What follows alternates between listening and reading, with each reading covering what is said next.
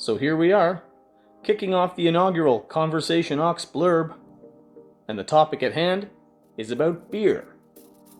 Beer snobbery to be specific, and I'm targeting the zealots of the major and craft brewery people. Because there is this huge disconnect in the far corners of each. Frankly, there is no reason why everybody should have anything but love and adoration for what the big guys mass produce and for what the little guys concoct in small batches. And yes, this includes the whole understanding of personal taste. Starting with the familiar, typically smooth and easy drinking offerings from major breweries. Now, they're often scoffed at by folks who have broadened their horizons with beer and educated themselves in the brewing process, and thereby have expanded their palates to bigger and more complicated tastes. The term piss water often comes about when a craft beer snob describes what Molson or Labatt produce for the population at large. Now, is it a matter of too many people liking it, so it therefore must be bad? The contrarian's path? Or do they have a point in that to cater to large numbers of people, the product must be somehow dilute of extreme characteristics? Where is the line between hipster and the enlightened consumer? Well, who knows? To me, it's just a shame. Because after a big game, or maybe after a day's worth of yard work, there are few things more refreshing than a crisp, smooth can or bottle of domestic. Something heavy or hoppy or otherwise too complex just wouldn't cut it at all. It's kind of like wanting a glass of milk after eating chocolate cake. Also, when considering price point, $4 at the beer store or $7 at the pub seems fair when buying a few rounds of your favorite, but that adds up when you need to have a few dozen stocked for the party or whatever. Anyway, first up, because I supplied my own propaganda today, is Labatt 50, a major brewery's former #1 beer and former #1 beer in Canada at that. It was introduced in 1950 to celebrate the half-century of the Labatt partnership. It's made with cereal grains, pears, as well as hops, yeast, and all the other ingredients and processes found in many mass-produced beers. It's sweet and refreshing. So why does it get a bad rap? Well, I asked around, and people don't like it for two main reasons. For one, it's considered a fusty and old recipe. The beer that Dad used to drink. And as mentioned earlier, it's mass-produced corporate so-called piss water.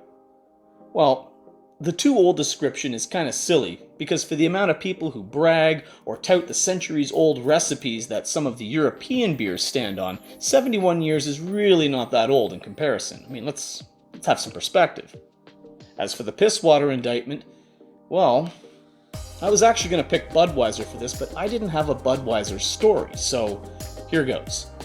I was out one night with the boys, and I had been enjoying some Labatt 50 on draft, and upon a bit of chirping and teasing from my craft beer aficionado friends, I decided to announce the purchase of the next round with what I boasted as the new and delicious Orchard Ale from a microbrewery that I don't need to name here. I secretly bought everybody pints of Labatt 50, passing it off as the Orchard Ale microbrew, and its delightful pear flavor won everybody over. They loved it.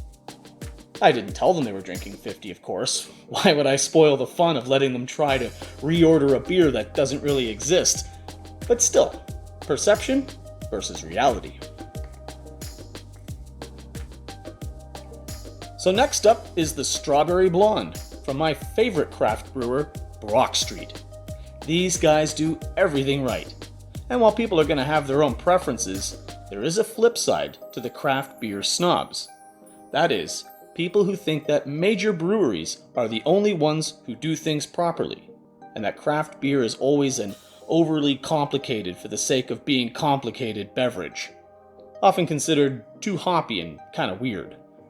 It's a fair observation given that craft beer is, at times, the petri dish of beer science, and most brewers are doing what they can to differentiate themselves from the big guys as they target small batches and small consumption. But the reality is is that you can find a bit of everything. There's something for everybody when it comes to craft beer at large, and liking a heavy IPA or not is totally an issue of taste.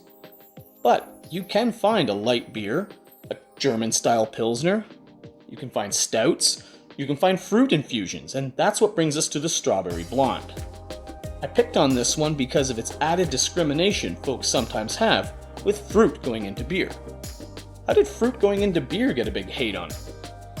Is this the ripple effect of comedian Dennis Leary's dated bit from the 90s? If so, screw that guy. Fruit is plants, hops are plants, plants go in beer. And frankly, Ontario grows the best strawberries on the planet, so it should be something to celebrate, at least in this fine province. Besides, I love a strawberry blonde. Beer or no beer. Point is, try stuff. Being shy or cynical is not nearly as much fun as being open-minded and trying new things. And you know, don't wear the sophistication hat if you're gonna shoo-shoo an entire market of a beverage you claim to enjoy. Nobody's ever really impressed with that, because sophistication is not based on the things you refuse or don't like. It's a reflection on how expansive your taste is. Keep an open palate.